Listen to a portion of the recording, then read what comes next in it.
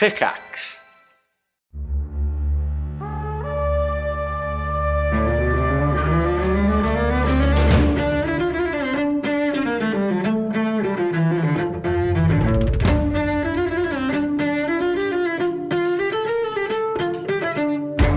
Thanks for dropping into the cast party. Join the cast and crew as they are scrambled from their Hollywood film set into the crazy world of Fendrea. And action!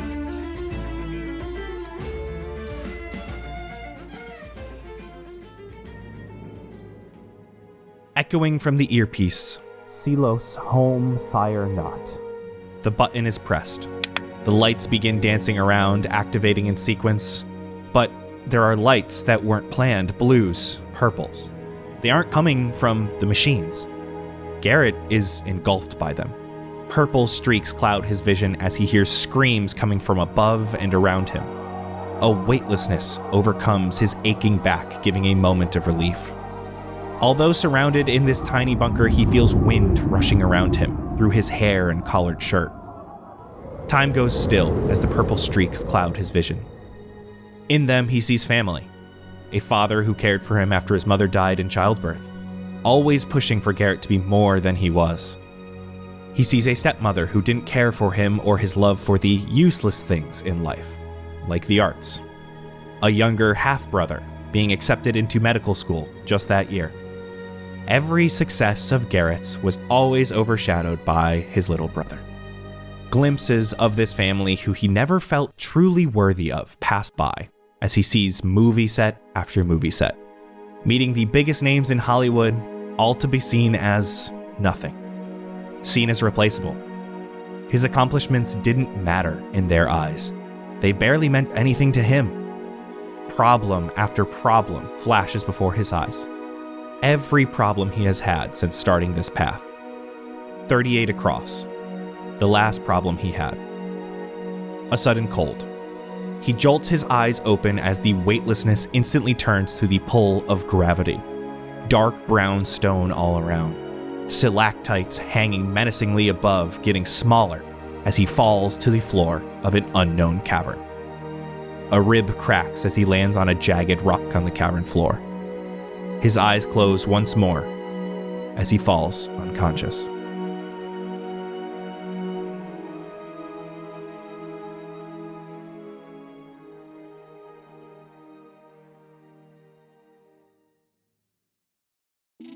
Next week, on May 1st, drops our brand new season of Fables of Fendrea. We are so beyond excited to share this brand new story featuring 2 brand new cast members to the cast party team.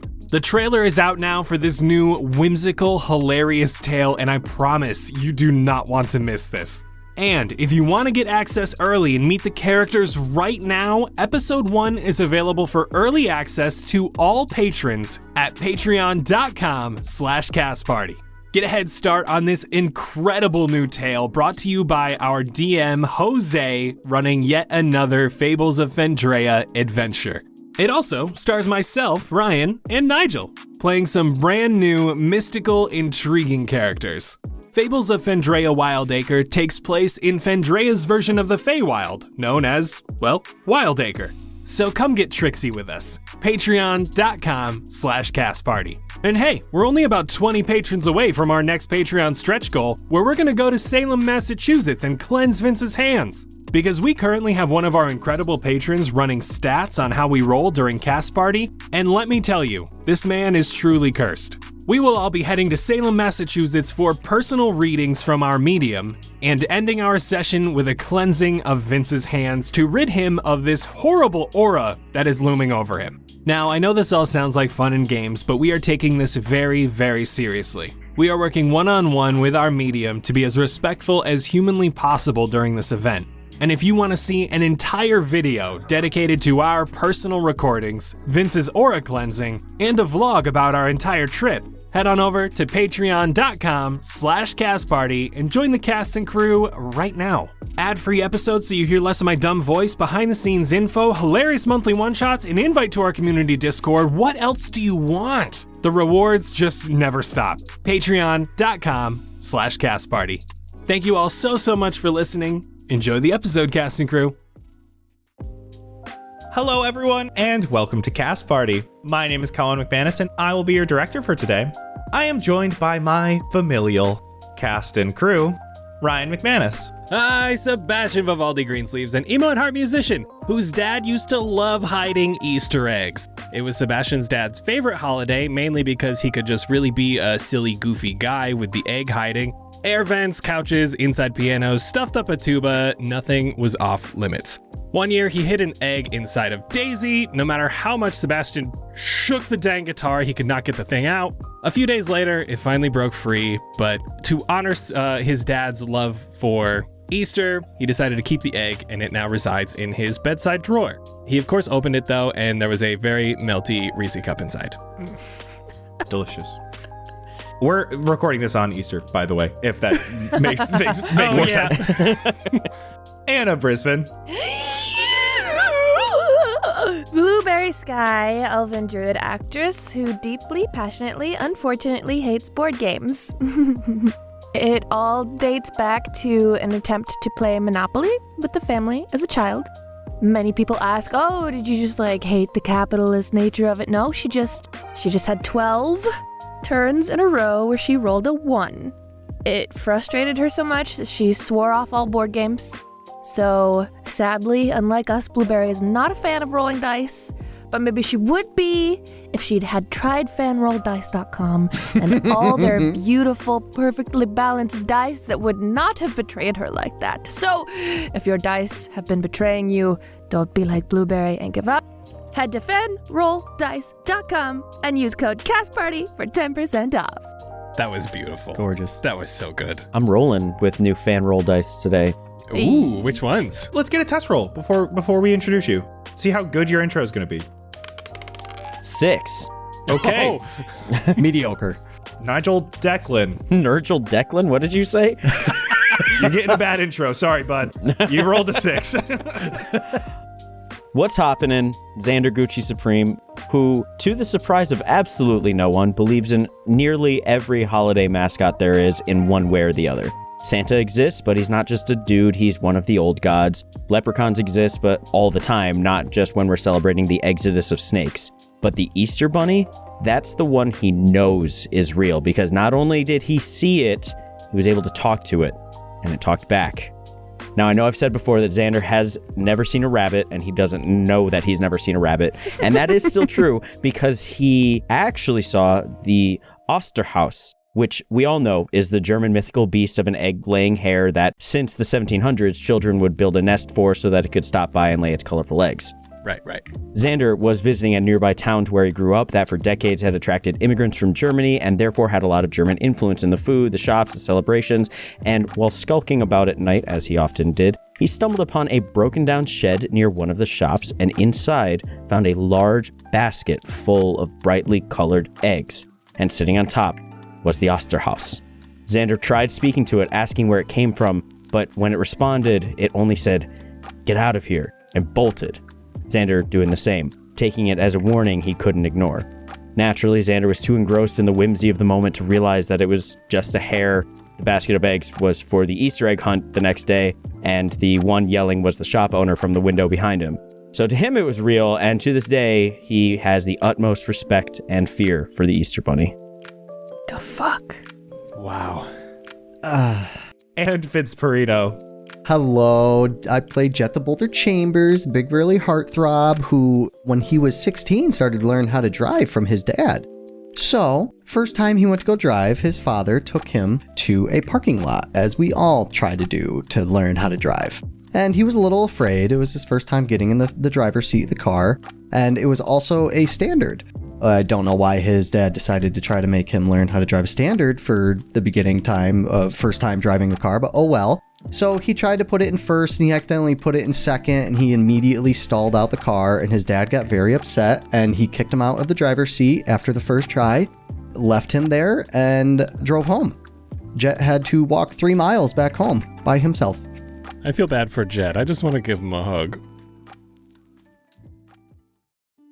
Last time you played around with a potion filled with what felt like some liquid that you could not see before heading further down towards the blood swamp.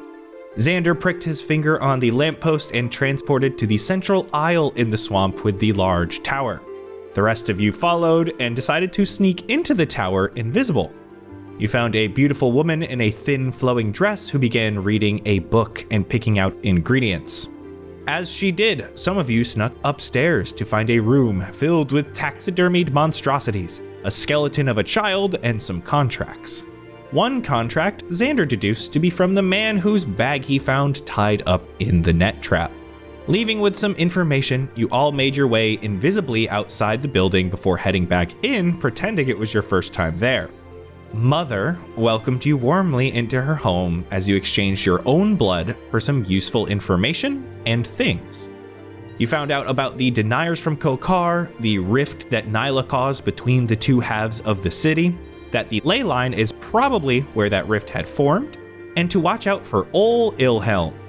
Jett gave up a large amount of his blood for a variety of potions, the White Rose, and for Mother to imbue his amulet with his own blood. You left the odd tower, pricked your finger on the other lamppost, sending you closer to Koqar. You headed towards the bone fields, a vast wasteland of dust with little flora and large animalistic bones. As you got closer to a graveyard in the distance, Blueberry and Sebastian spied an undead-looking vulture atop a nearby spiked ribcage, as a giant, snake-like being burrowed through the sand ahead of you.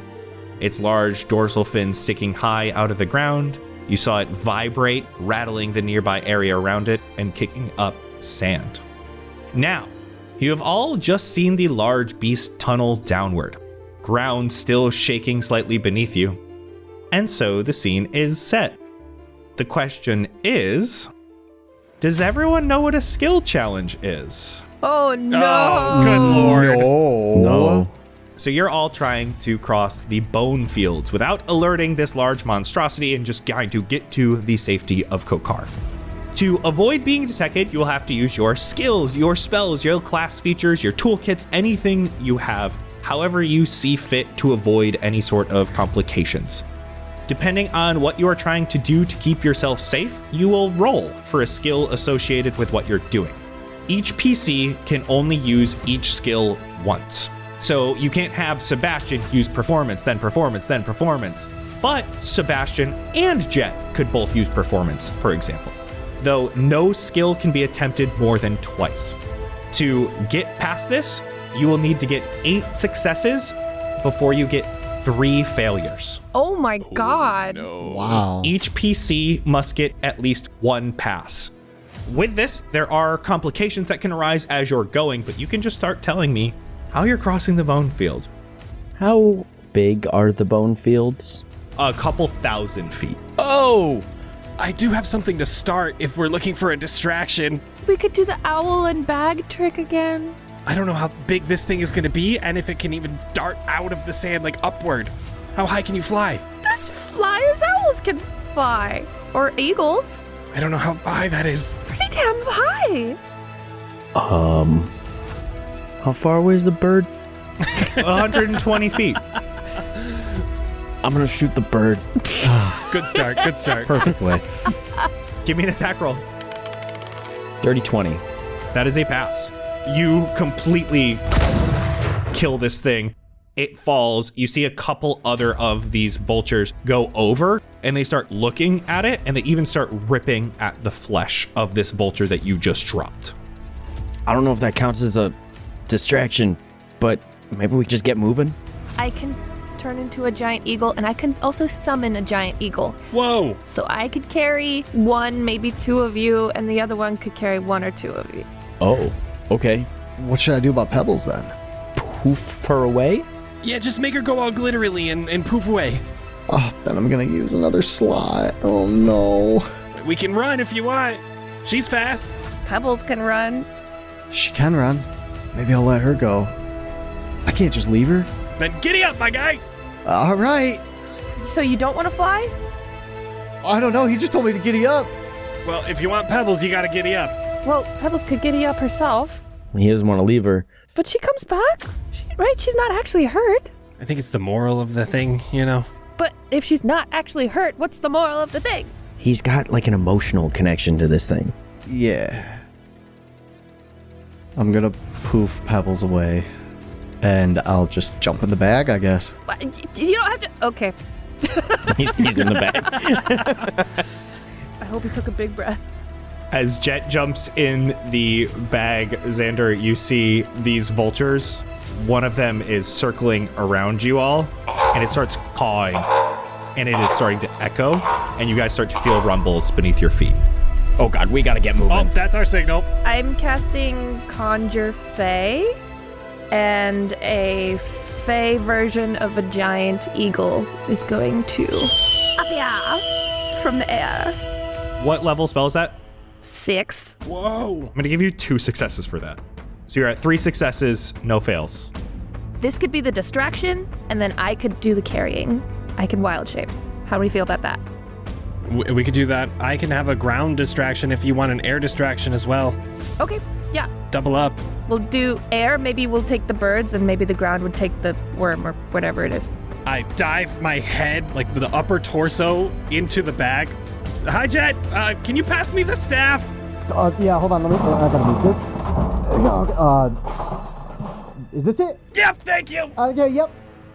I pull out the staff with the goblin skull on the head, and I just ram it on the ground and hope that goblin friends come, because that's what Brad said.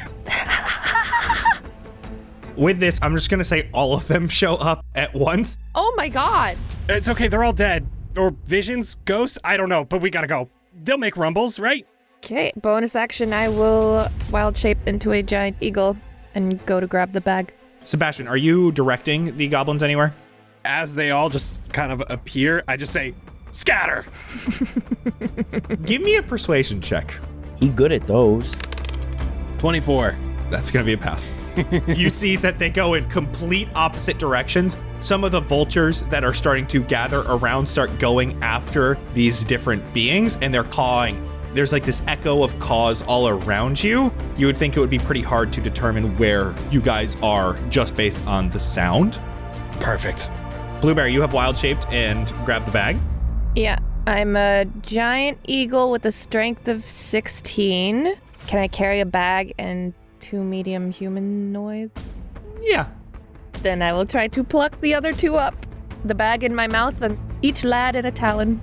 Just a lad and a talon. Just a little lad. Why don't you give me athletics using the bird stats as you're trying to carry them and start flying? I'm also, once I'm actually on the move, gonna try to use these eagle eyes, keen sight, to especially look at the vibrations of the bones and try to dodge wherever the thing might be underneath. Oh no! That's a 5 on athletics. Oh no. So we got 1 fail and 4 passes right now. Shit. Wow, we already have 4 passes. Dang. With that, you are able to start flying. The problem is the weight is a lot, so you're not able to get super high off the ground. As you are using your keen eye, you're looking everywhere. You're looking at the ground. You see the sand is popping up to the left, and then you hear as this thing goes for one of the goblins. You can see 2 of the vultures have landed next to the goblin as it's running and start cawing really loudly, and this beast just shoots easily 60 feet, swallowing the goblin whole and landing back down into the ground. That's what I was afraid of! Holy shit! As this happens, there is a giant dust cloud, and you see it just takes up most of the bone fields, and it's heading right for you. Sebastian, do you have any disguising spells? Or like hiding spells, clouds, anything like that? Clouds? No, nothing. I can make us invisible. All 3 of us? All 3. Yeah, you would think it would work. All right. I'm trying to reach over to the other talon to grab Xander's hand as we're like mid-flight. I reach out and grab. Little forearm clasp. Now that I'm touching both of them, I'll do a 4th level invisibility to make all 3 of us invisible. You're going to get 1 pass, and I'm going to ask you to also roll Arcana and see if you can use this invisibility in a way to almost make you camouflaged as this cloud is coming. Dirty 20. That's enough. That was actually a really hard DC, but 20 is enough. That is 6 successes and 1 failure. As you guys are flying, you've made it quite far. Blueberry, you feel that this dust cloud, it is hot. The dust here is really warm because it's just been baking in the sand for so long, but it slowly starts to settle down. You're looking around again for the sand popping up beneath you. And you see it is again going for another one of these goblins. As you are doing so, you're hit from above. There is this large creature, Xander, you saw just earlier, a large lion with these bat-like wings. Oh. Yep. Acrobatics check to stay flying. Okay. 21. Whoa, let's go. Wow. That's a pass. This thing hits you on one side, but you're able to stabilize yourself as it falls deeper and deeper into the clouds beneath you. So we have 7 successes, 1 fail. I think that means whatever that thing is can probably see us. I bet it can smell us. We smell like blood forests. Oh, wait, it's got bat wings. It's just using sonar. Oh. You're continuing to fly as best as you can, Blueberry. Yeah. Except you guys, you feel like Jett isn't really pulling his weight here, literally. You can just rip him out of the bag. Wait, can he half torso out, hammer at the ready, and then bonk things out of the sky for us? Oh. It's like he's like defense. I can hold the bag. Okay, great, perfect. You got it? Put your arms out. Catch it. You better catch it. I'm gonna catch it. I'm gonna catch it. This, Xander. I try to duck my head down as low as I can so that to actually pass it. How do I do this? Because I feel like the bag's gonna get heavy if Jett is halfway out of it. That's what I was worried about. It's like at least gonna be 50% heavier, yeah. or 50% of Jett heavier than it was before. That's a lot of man. Maybe both of you. Each of us take a strap. Okay. Blueberry's just like hog-tied at this point now. Yeah. And then I'll open the bag and be like, Jett, we need you on defense. I can't jump out of this bag. Don't jump out, just come halfway out with the hammer. What do you mean? You're like one of those aircraft gunners, but with a hammer. I'll just stick my head out and try to look everywhere around and see if I could see anything. And I'm also trying to sense if there's anything around us using my divine sense. Give me a perception check. And using your divine sense, I'm going to lower the DC. Beautiful. It's 15. The DC of this is going to be determined by a stealth check. Oh, come on. That is a pass on the stealth check. Are you shitting me? This being comes back up. This time is coming from below. Sebastian and Xander, we're going to average your 2 dexterity saving throws. Oh, fuck. Oh, no. To see if you can hold on to the bag. Oh. Ooh, that's good. We're going to use the lucky point. Oh, I got a 21. Oh, there we go. 18. oh that's good. Okay. That's easy. All right. Oh. That is enough to technically have all of your successes, but Jett still needs to make a success. You see this lion roars as it hits you, almost to try to shake you and scare you. And it's loud and it echoes. You start coming out of that dust cloud, and Blueberry, you see beneath you, this being is basically right under you and looks like it's going to shoot into the air. Based on your failure earlier, you're not flying high enough to be completely out of its way. But at least we're invisible. Except maybe half of Jett now. I don't know. Oh, shit. In front of you, this giant worm is coming out of the ground. You guys are only about 200 feet away from Koqar. So that bump kind of puts me back down, and then I stick my body out a little bit more out of the bag. And I'll look down and see this worm coming up at us and freak out a little bit. Because it's the first time seeing this shit. I'm just like, holy shit! Just leave! And I'm going to use command on it.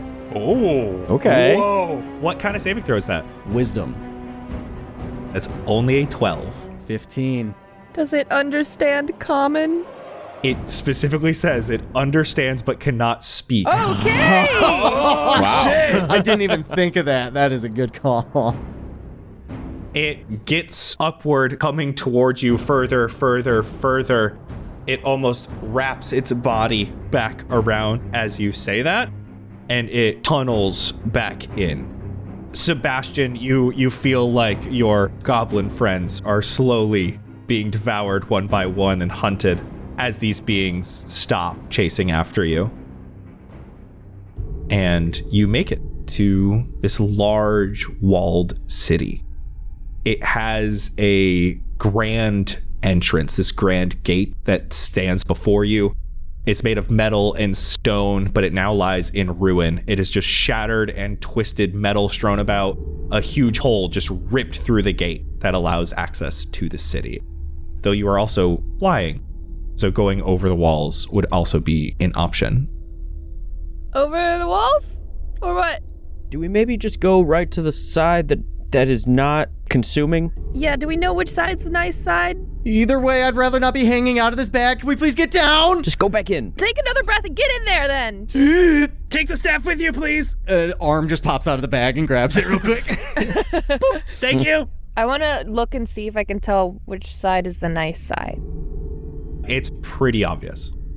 You fly over the first area of Koqar. Huge streets, massive buildings, dozens and dozens of stories tall. Nothing like what you've seen in Fendrea, much more like what you'd see in LA. Though they're made of dark, weathered stone, ornate carvings all around, and they've been here a long, long time. You can see below, there are all these cobblestone streets, windows shattered, doors hang off their hinges. The architecture is just ornate and intricate. It's got these spires and arches. There's an eerie silence here as you're flying that is broken up by screams in the distance, both humanoid and animalistic. But as you're flying, you very much notice this first portion of this city is in ruin. And as you're flying through, you quickly find a long bridge, 300 foot long, that spans a giant chasm. And just at the other edge of this bridge is another portion of Koqar that is completely walled off. Tall stone walls everywhere. At the edge of this bridge that leads to it, there's no gate. This wall was made to keep everything out and everyone in. I guess flying's probably the best part. We're still invisible, so just fly over Yeah. and try to land somewhere uncrowded. As you fly over, you have to pass over that chasm, and you see it is filled up with water a couple 100 feet down before that water starts. It looks like a perfect split, like the earth was just grasped and taken apart in two different areas. You see a large stone statue of a man who has a circle symbol on his head with a single dot in the center. It almost looks like a target. This statue must have been over 400 feet tall. And it looks like during the split, the statue fell into the chasm and downward and has wedged itself in between the two sides. But you fly over the other portion of Koqar, trying to be as quiet as possible. You see that there are people manning the walls. A few of them have crossbows. These all look fairly humanoid and look like they're wearing somewhat normal clothes. They're not all done up in all that black garb and covering most of their eyes and faces. They look to be people. Many in some open courtyards. There are a lot of buildings here, but they look to be actively repaired. Should we just find a place on the ground? Behind a building or something? That sounds good. Yeah, I just want to find an empty space behind a building or something. There's a small park, some greenery here. It looks like this is just some place to get people outdoors. And it definitely looks like this used to be used for religious purposes. You're able to find a spot to get down with no other people in your immediate eyesight. And drop those two off. Xander still has the bag. Mm-hmm. We're still invisible. Until you give me the word. Hey, you good in there? I'm doing okay. The stick is kind of cramped me up right here, but... Just put it somewhere else. Oh, wait, I can see now. Oh, well, thanks for the light. Blue, are you not an eagle anymore? No, I'm still an eagle. I just weirdly have the same voice as an eagle. It's interesting. My voice changes for like all the other types, but I guess this one's just me. It's like your spirit animal. Maybe. Do you want me to uninvisible us with you as an eagle? I don't know. I'm wondering because I don't have any more wild shapes after this, so I'm like, is there anything else I want to do? You could scope around. Could fly into the chasm, but I don't know if that's too crazy. And there's water and stuff. But you could still like go get a lay of the sky, and we could do stuff down here. Just be careful, please. Okay. Okay, and 3, 2, 1. Boop. I dropped the spell. Just kidding. If you're gonna uninvisible, I'm gonna turn back into an elf. Oh, Oops. I'll pop my head out of the bag. Is it okay for me to come out? yeah, you're safe now. Oh, sweet. No, and I close the bag. No. Nah, I'm just kidding. Get out. And I turn it upside down. Oh, God. All right. Stand back up, kind of rubbing my head. Where are we? Koqar, Home. good side. Koqar, good side. Xander. Sorry, man. That was stressful. Flying over a freaking sandworm. That was, I presume, Ol Illhelm, right? That'd be my guess. It had to be. Yeah, I think it was crazy. Did you tell it? Wait, hold up. Wait, did you tell it to just go away? Oh yeah, how the fuck did you do that? I don't know. I just said leave. Yeah, why'd he listen to you? You yelled at it so hard it just pieced. I just wanted to go back in the bag, man. Are you like a worm whisperer? You talk to wormies? Oh, I gotta try that now. Wasn't there like an episode of SpongeBob like that? Where they wrangled worms or something? Oh, yeah. But no, he spoke Italian. You're right. But they speak Italian here. You know what? Does that mean I'm Italian? It's all coming around. You might be. Are you? Chambers? I don't know. That's not a particularly Italian name. You know how they say that you get your last name from like the job you did? What is a Chambers? Oh, he cleaned chamber pots. Oh. He did personally. Forefathers cleaned chamber pots. Your ancestors. Yeah. What? That's a saying? Yeah. Yeah. Like the last name Shoemaker Yeah. or Schumacher. You know, that's... That means in the past you made shoes, so that's how you got your surname. Baker. Green sleeves. All my ancestors wore green sleeves. Every royal chamber's got to have a chambers to clean it up. Anyway. Xander, you are laughing to yourself, and you hear something in your mind. It is Mother. Now I see you've made it to Koqar. How do you see that? The ring. Excuse me? Do you remember what you are to do? Yeah, we gotta tell Bilbo. What is his name? Start with a B. Bergwin is dead. That's right. You are to tell Eodric Yadric. to come to me. Right, because Birdwing is dead. Good. That means now we can be family. And you feel that ring tightens around your finger. Ah! And you see that crimson ruby fills with a little bit of your blood. God, that sucked. What? Good, buddy? What is going on with you right now? Why are you flailing about? Urethra is contacting me in my mind using the ring, and then it just like pinched me real bad and filled up with blood, I guess. Oh, Oh, just another Friday, I guess. what'd she say? It just reminded me to what we gotta do. We gotta tell Yadric that Birdwing is dead. Birdwing. Birdwing? Burldgwyn? Bilbo? Bergwin? Bergwin. That's the one. Right. Yeah, I think I can like contact her using the ring. You know, kind of like the phones. How are we supposed to know where to find him? Is he just gonna be in a bar with a name tag? Can you ask Mom? I'll ask Urethra.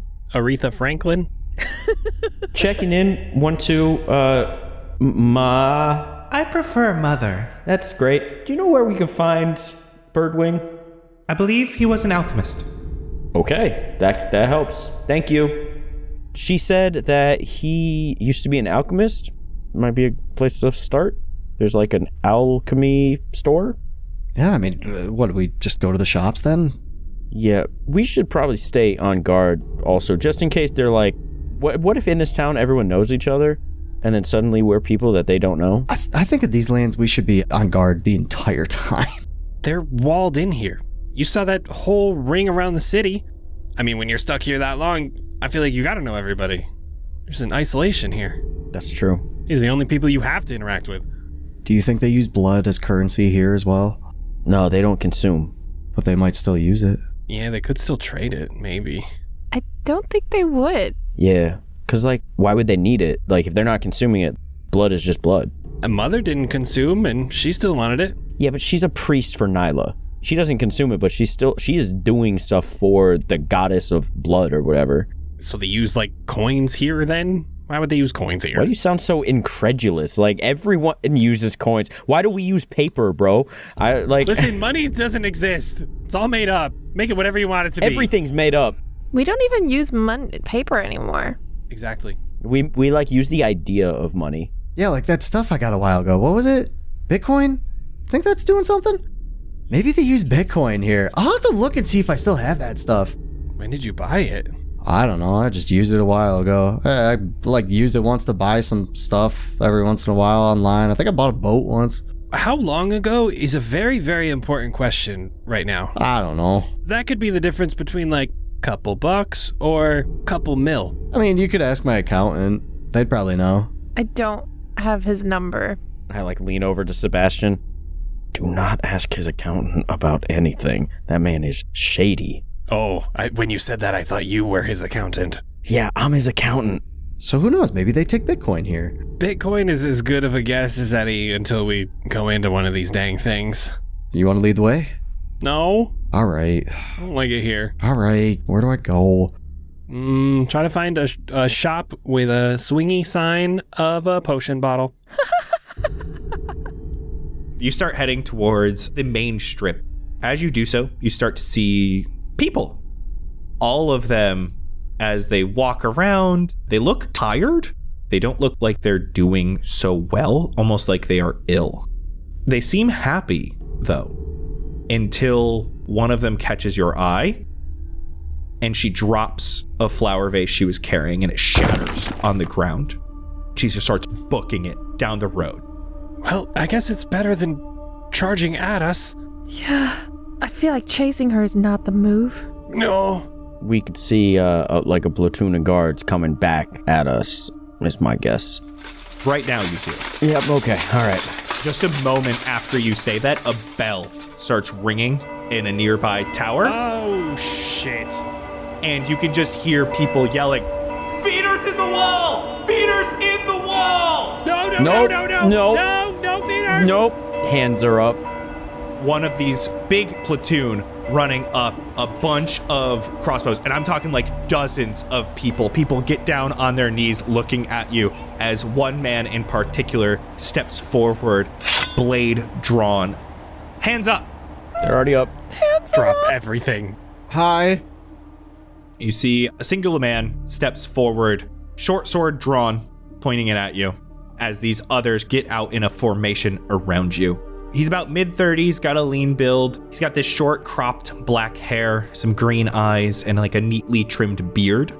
He's just in some practical clothing, some leathers.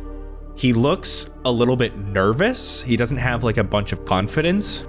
And his eyes, you can see, are scanning the area around. How did you get in here? We flew. I don't see any wings. Yeah, the wings are gone now. She's the wings. She's a feeder. No. Nope. No. I'm a vegetarian, vegan, actually.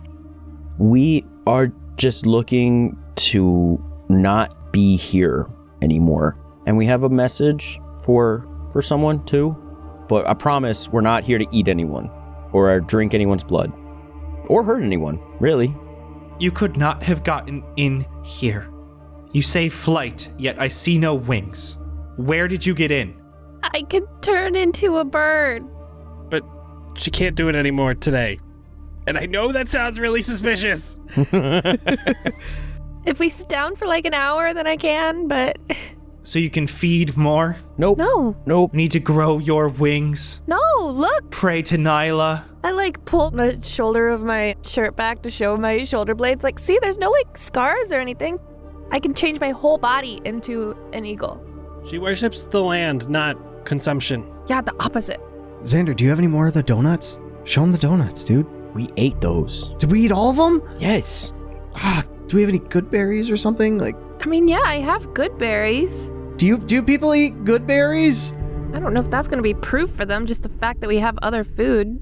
Well, why would we have good berries on us if we only fed on blood? I don't know. Just because you do not look like feeders doesn't mean you're not, or haven't fed before. Okay, what kind of tests do you do to figure out if someone is or is not? We don't. Okay. Do you know about the spell Zone of Truth? The divine magics have been lost here for some time. Well, this guy's got it. Do you worship Everest or not? I am unfamiliar. So no. Yeah, we are new to this world, to put it plainly. If Everest is the opposite of Nyla, then probably. The war of their followers caused the schism. Oh. You are new here, from another world. Yeah, like a few hours, yeah. We got trapped and tricked and sent here. So why do you stay? Because we don't know how to leave. Our way back was here. We got attacked by a feeder the second we got in here. We were just trying to be peaceful, and he hunted us down. We heard this was the only sort of sensible salvation, and it just so happened that this is also the location of how we get back to where we're from. You have a way out. Potentially. Darts his eyes to the other soldiers here, who look up at him and lower their crossbows until he ushers them back to you, and they all... If you have a way out, you could save this city. What do you mean? We're not really sure how it works yet. We were just supposed to find some ley line. We're looking for a strong source of magic. It's in the chasm. Admittedly, you guys are welcome to join us to see if it'll work. Yeah. Like I said, we got tricked and we got sent here. We didn't make the choice to be here. We just have a potential way to go back. We just learned of this information from somebody very recently. You may have heard of them before. Does Mother sound familiar to you? You've spoken with Erythria. Yeah. We just came from her. She sent us your way. She's the only being we've met here that didn't try to kill us. Besides you now, so that's cool. Yeah, the swords kind of say otherwise, Blueberry. Quiet, Sebastian. Well, they're not actively trying to kill us. There's no sword in me, Sebastian. If Erythria sent you here, her intentions are not pure. But if you made it here all the way from Erythria, you are strong. Yeah, well, like I said, we flew. So we flew over the sands. Is one of you Eodric? Nope. Eodric's dead. Bergwin's dead. Oh, fuck. Dad, damn it. All right. Birdwing is dead. We're just looking for Eodric. That's the reason why Erythria sent us, was just to get that information over. So he could save his daughter? Ingrid fell ill. Yeah. Yeah. If you can get us home, to your home, whatever it be, you would save everyone here. How many people is everyone here? 300? Oh my god. They want safety just like we do. Kaerith is no longer a place for us. Why? Look at these people. They're sick. They're dying. We don't have the resources here, yet we can't leave the city. Why not? Jett, have you seen the rest, like what we've been through for the last several hours? Yeah, we just lived it. Why haven't they tried to fight it off? Why haven't they tried to do anything about it? It seems like they've just walled themselves off from the world. I can show you why. If you so desperately want to get to that rift, you can see where all the bodies lie. Jett, I mean, like, we know that Nyla, whatever she wanted, she's gotten from this place. Like, this whole world seems hostile. All I'm saying right now is, how do we know that we can trust 300 people in some land that we just got to and they all came at us with swords and crossbows and knives? What if we bring them all back to our world? and they all become feeders themselves.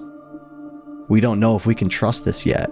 We're putting blind faith into this out of nowhere. Let's at least see what's happening and get more information. I don't know how we're going to transport this many freaking people anyway. Maybe we make a gate. Or maybe the cell phone can just do it. Let's at least hear them out. If they'll let us. What's your name? Tor. Nice to meet you, Tor. What are the options? Do you know Eodric? I do? So the rift, that's the schism, the rift, all that down there, that like separated you guys from the feeders, right? Before any of us were born, yes. Oh, so that was I guess it would make sense if that was a while ago, if the rest of the world is like now messed up. That probably wasn't like a recent thing. All of us were born here and have never left.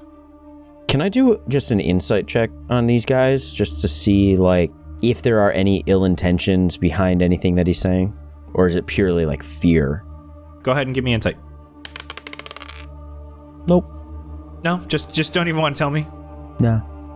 Was that a nat 1? It was not a nat 1. It was a nat 2. You feel fear. You are outsiders. If what he said to be true is true, they have been here alone with each other for their whole lives. And this guy's at least mid-30s. Why do you care of the schism if you're just going to leave? We have a theory, right? We have a theory? Well, isn't the schism like the location of where the ley line might be? Yeah. That's what we were told. So I think we need to go into that rift where the schism happened, because that's what we need to get home. But it's also filled to the brim with water, like hundreds of feet. How are we going to even get in there? How do we get to the bottom of that? Okay, I know that we all just met, and we met on like kind of bad terms. Do you know The Muffin Man. of any way that we can get down there so that we can get out? Yes. Would you show us? No. Fuck. Not yet. Is there something we can do to get us to that point? You promised to assist us as best you can.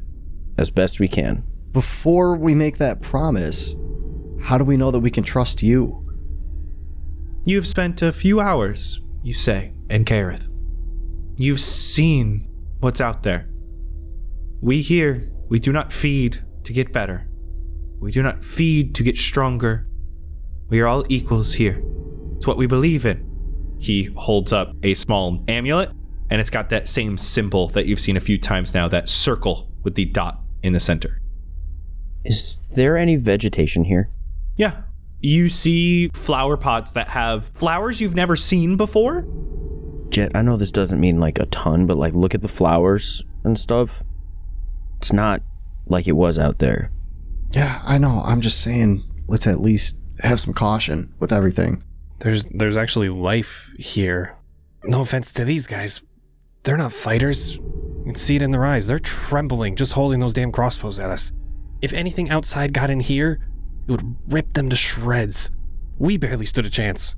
We saw how those things transform before, though. We don't know. What if they can do the same out of nowhere? They can do the same, and they're choosing not to. Right now. Just remember, this is 300 people we're talking about we don't know. Let's just go in with caution. I'm kind of surprised that this is coming from you. You are usually the one that's like all about helping people. I am, and I want to. But after putting our blind trust into a couple people before and seeing how it can go at times, I just want to be a little more careful. I don't see any ill intent right now, but we'll keep guards up. And we can use Zone of Truth at some point. Maybe when they trust us more. Let's just get more information. If you're done, I have a proposition. Yeah. Prove to us you can be trusted. Assist us in something. And we will do our best to get you to the rift. Knowing and hoping that you will try to help us in any way. Okay. As best we can. He lowers his hand so everyone brings their crossbows down. Back to the wall. All of you. They slowly start walking away as this man comes closer to you. I'm putting all of my faith in you. And I need you to do something for me. My brother was exiled. He was to be killed, and he ran away. He got out, and he found some way out of the city. We know how he got out. He may still be alive. I don't think he would have gotten far. He would have just gotten to the other half of Koqar. Everyone else in this city wants him dead. If you can do this and get him here, I can take you to the rift personally. And me and him go with you. Why would the entire city want your brother dead? Did he do something so horrid? It was a lapse of judgment. He fed. He fed. He said Everest told him to. He was praying in the catacombs beneath the city. A beast attacked him during prayer. He was told he could get stronger to help save Koqar. It wasn't Everest. It couldn't be. Everest is all about equality. He would never say something like that. I didn't want him to die. I'm glad he escaped, but he's now out there with those monsters. Yeah, gods can be tricky like that. Personally, I have no doubt that if something told him, it was probably Nyla. If we do this, we're taking just these two with us. I think we gotta try to take the whole city if we can. If you can, yes. But I would need to take my brother out of here. If we can get him and it seems like he really hasn't been turned to the feeding side, I could turn him into a small animal for just an hour so that we could sneak him over with the rest of you. I can tell the others that to prove your worth, I sent you to the other side of Koqar to kill Aster. Instead, you bring him back and you hide him in the catacombs. It's where you'll be going anyway. And then what? We're either bringing him back to his execution, or say we take you back to Fandrea and you're gonna have to prove it a hell of a lot to our buddy over here that he's worthy of going. Then you're just exiled with him. You're on your own. One thing to postulate here, we don't have to worry about consumption back home, right? Nyla has a stranglehold on this plane, but we'd never heard of her back in Fandrea. Yet. Seems like if you drink blood in Fandrea, nothing happens. That we know of. We haven't been through all of Fandrea. It's a vast world. I feel as if we've only scratched the surface. We find new things every day. Nothing would have happened here if Illhelm did not summon Nyla. Illhelm did it. Yeah, God damn it, the worm? You survived Illhelm. Barely. The worm summoned a goddess? He was not a worm. He was a human. What? And then Nyla did that to him? During the war, there were problems. Those who worshipped Everest did not always practice what they preached. There wasn't equality, no matter how much they wanted it. Illhelm and some others started looking elsewhere. Different deities to assist, to help take over Koqar. Take it away from the even hand. They found themselves at Nyla. Someone who promised ways to get better, stronger, so they could take what they needed. And you see how that went. Nyla summoned the rift between the two portions of the city, and consumption began. It happened here, and it only happened after the rift. I don't know of other worlds. So how did Illhelm turn into a worm monster? Consuming worms? Like a fish. Snakes, worms, bigger animals. There is essence in all of our blood. Illhelm knew this is what he preached, that each essence is different. He created the Order of the New Kin and declared that war on the even hand. A portion of that essence isn't going to go down without a fight.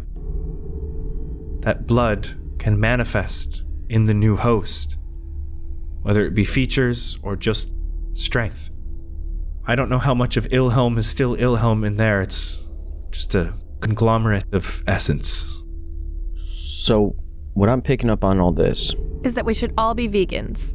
I don't disagree right now. I could live off carrots forever.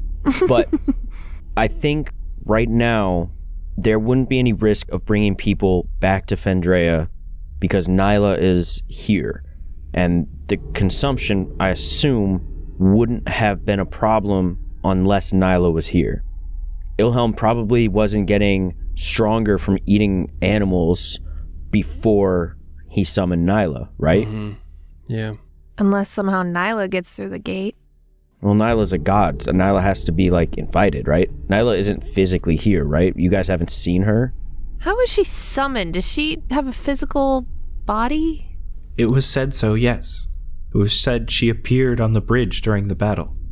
Okay, that's more real than I was expecting. I can at least 100% confirm tomorrow morning after I sleep if Nyla has been heard of or had an impact on Fandrea.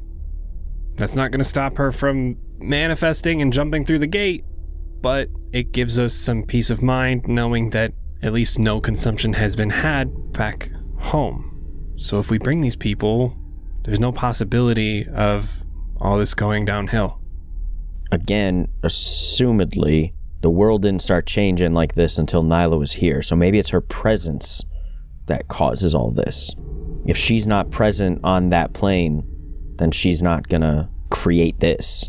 I wonder where she was before. We fear every day that she could show up in Koqar and destroy us all.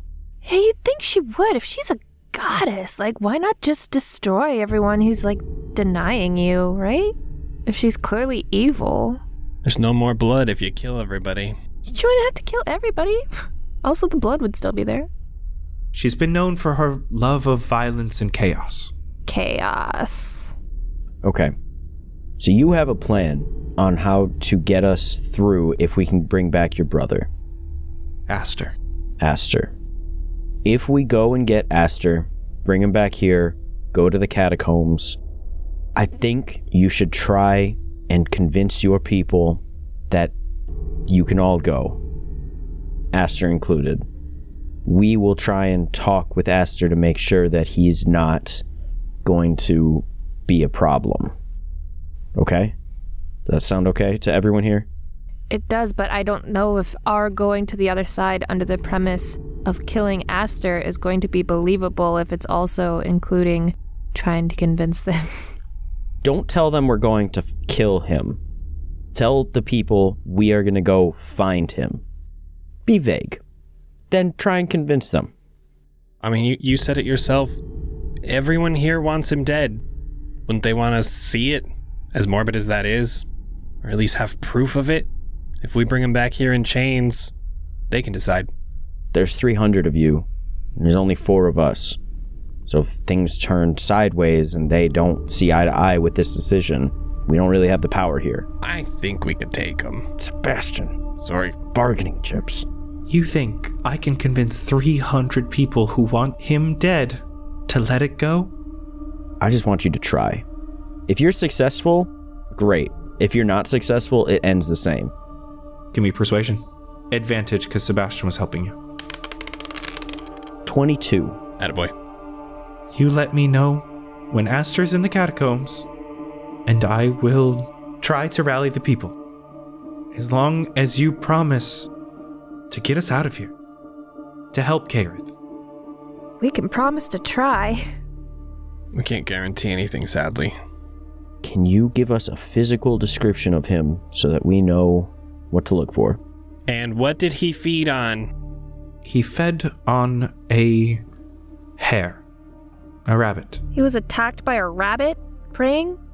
You'd be surprised what the animals here can do. So do we keep our eyes peeled for, like, floppy ears? Or what did he gain from that?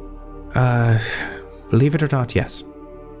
He fed a long time ago, and he kept it hidden for quite some time. About my height, about my size, dark black hair, keeps it generally up, bandana to cover the ears. Do you know what color the bandana was? Black often. Had the symbol of Everest atop it. Well, probably not wearing that over there for sure. Only been a few days since he's been gone, but he's just a priest. I don't know how well he can handle himself. I'm okay with just a short rest, I think. Yeah, give us an hour to kind of collect ourselves. In the meantime, I can take you to Yadrik. If you tell me what Erythria wants with him. So Bergwin went out to collect some blood from creatures to give to Erythria for a cure for Ingrid. Bergwin's dead. He was unsuccessful, and Eodric was supposed to come to then give his own blood to save her. No consuming, no nothing. Just saving a sick kid. So Bergwin is not sick with his daughter up in that room. Oh, no. No one had seen Bergwin a few days. Eodric told us he was sick and in the room with Ingrid. If Eodric leaves Koqar, he will not be allowed back in.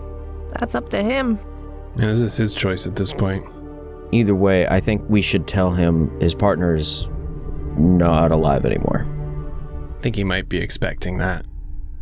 It's ultimately up to him. Whatever he wants to do. If he feels that his own daughter's life is worth his own and not coming back, that's for him to decide. I don't know how he's gonna cross the sands by himself. Yeah. Let's head there. Tor takes you over to a small alchemist shop.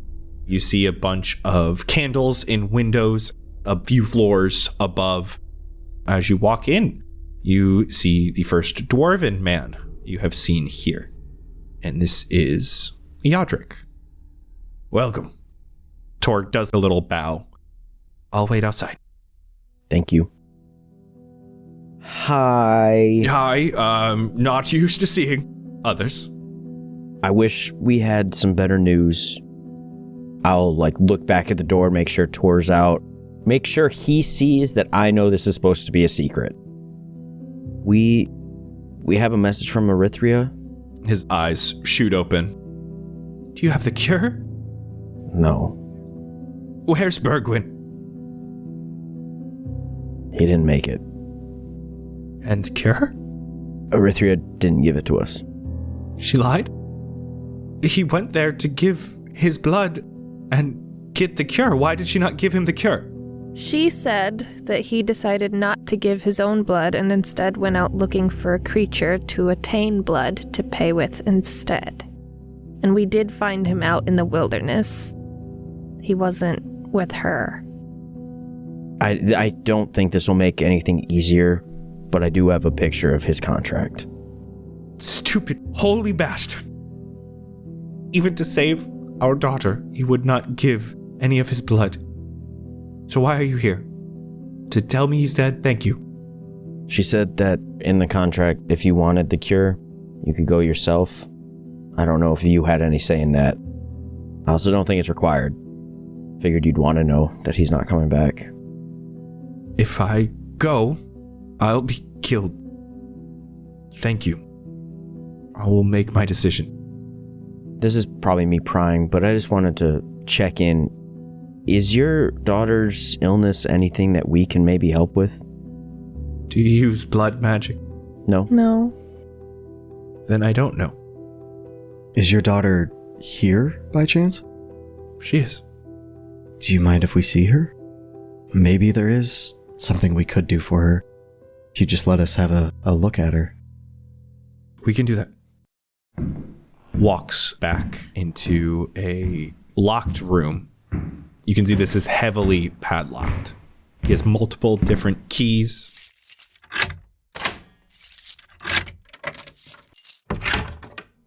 Opens the door. You see a small child, extremely thin. She is completely elven, and you can see these very labored breaths. She barely moves when you come in. Do you mind if I take a closer look? Tor vouched for you enough, and I'm desperate. I'll just walk up to her and take a good look at her. See if there's anything that feels off about her. See if anything looks familiar to me from everything that we've seen around these parts lately. And through Fendrea. Medicine roll. 11? This is not natural to Fendrea. Something is making her sick. Something flowing through her is evil. I'm just gonna grab her hand. I'm going to squeeze it tight, get down on a knee next to her, and just close my eyes and try my hardest to try to force anything that I feel unnatural or evil or anything that could harm her in any way in her blood or in her body to leave. I'll be using Channel Divinity, Turn the Unholy. So as an action, you can censor fiends and undead. Each fiend or undead that can see or hear you within 30 feet must make a wisdom saving throw of 15. If it fails, it is turned for 1 minute or until it takes damage. I'm making a saving throw. That's a natural 20. Fuck! You feel this presence inside of her starts flaring up angrily. You feel her hand get warmer, and you can feel it's concentrated more in that hand, and you feel a jolt of that hand like she's trying to grab at you. You're just making it worse. Please, leave. Okay, I'm sorry. Guys, I can tell there's something in her. Yeah, clearly. It isn't natural. There's something taking over her. We need to get it out. It was there. It pushed me away. Like a possession kind of thing? Almost. Think of like a larvae inside of her, and it's controlling her. It's slowly eating her away. If we find anything while we're out, we'll let you know. Sorry for doing that. And sorry for your loss. Kneels down beside her bed, grabs her hand, pushes her hair back as you guys all make your way out the front door. As you meet back up with Tor outside. All right, all done? As he says that, Xander, you feel the ring loosen on your finger. Oh, yep, all done. I will take you to the chapel. You can rest for a bit, and I can show you the catacombs, and you can head to the other side. Yeah, let's do it. He brings you through the city. Again, you're seeing droves of people, many outside, a bunch working together to fix a recently broken down building.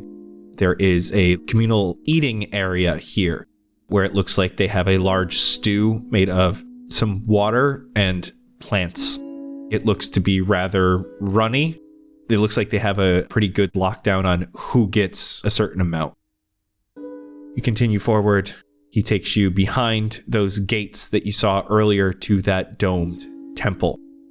Inside, there are some pews and some seating areas here where he allows you to sit. And you guys have an hour. Hey, Blue, while we're hanging out, is there any way that you could make, like, an abundance of berries for these people? Yeah, certainly. Tor, do you think would this be something that could help your people? Do you know what good berries are? I know what berries are. Well, these are like berries, but they're real good. Only one is all you need for 1 day of nutrition. Try it out. If you can spare these, I will be our test dummy. Are you hungry? Always. See if you like it. Eats the large good berry. It gets all over his face. The juices pop out and run. How big are good berries? It's like a plum. I don't know why. My brain always thinks of them as like a peach. I always think they're big for some reason. I think of a blueberry. Yeah, me too. I was thinking of a blueberry. Yeah. We got the whole range. We'll go with the average. It's like a kiwi. Like a mandarin orange. Dang. If you leave any of these with us, I'll give it a day. And if I do not fall ill, I will give them to the people. Great. If we're short resting, everyone gets back to 11 temp HP. Woo! Thank God I'm full HP and temp HP. Let's go. You may all take that short rest. Are you all ready to go? Think we're refreshed? I guess so. Yeah. You guys head downward in this temple. There are some stairs that go to catacombs. And these catacombs are extremely well organized. A perfect grid system. They are all denoted by symbols, so you know which latitude and longitude you are at. And he takes you further towards the center of the city. It takes quite a while. Each casket is just that. It is a casket in a small alcove that has a single name on it with what looks to be dates. As you're walking, you get to a large hole in the wall as you start to see light. Walking outward, this seems to be like where the catacombs used to connect further into Koqar. And you can see you're about 30 feet, 40 feet maybe, down in this chasm. And from here, it's massive.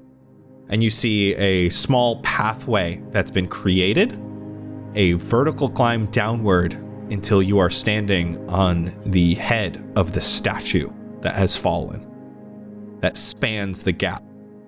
And then on the other side, the same thing. You can see where the catacombs are supposed to continue. You can see that you could walk directly across the large statue all the way to the other side. Damn, that's pretty convenient. Fingers crossed it doesn't fall while we're on it. Why would you say that? Just having a goofy old time. You are going to be the one falling the fastest, mister. Or so you think, and I hold up a very moldy berry. Oh, God, I forgot you have that still. Oh my god, I thought you used it. Can I slap that out of his hand because it's gross? Don't you dare. It's nasty. It is. Head across here, up the catacombs, into the temple. I don't know if Aster will still be around the temple. He was a priest. He may have just stayed there. Come back the same way, just through here. You got it. Good luck. You guys are able to move across this large statue, all the way to the other end, where you're able to climb up into the catacombs. Here, the catacombs look very similar, but every single casket has been broken down. You're able to find quickly the way up to the temple. Very much looks like the exact same as the one you just left, though this one decrepit and broken. You see the domed ceiling overhead cracking, some of the greenery spouting out from its roof. There is another statue here of Everest, completely headless. His symbol is cracked, so it's not quite that perfect circle with the dot on it. Just in front of this statue, carved into the ground, looking very recent, says, "I'm sorry." And for today, that's a wrap. Oh. That one hurt. We'll talk about it on Behind the Scenes. You can get that over on patreon.com/castparty. We're going to talk about all the little goodies and how you skipped so much. Interesting. There's a lot to talk about. Oh. Awesome. I had no Definitely idea. want to know more about that. Oh my god. Holy shit. For once we got further than you expected. Patreon.com/castparty. We're going to talk about it. All right. Bye-bye, everybody. Bye. Okay, bye.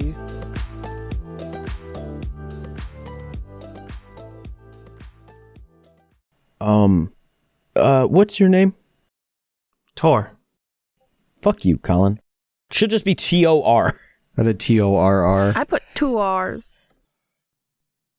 Dang, Koqar is dingy.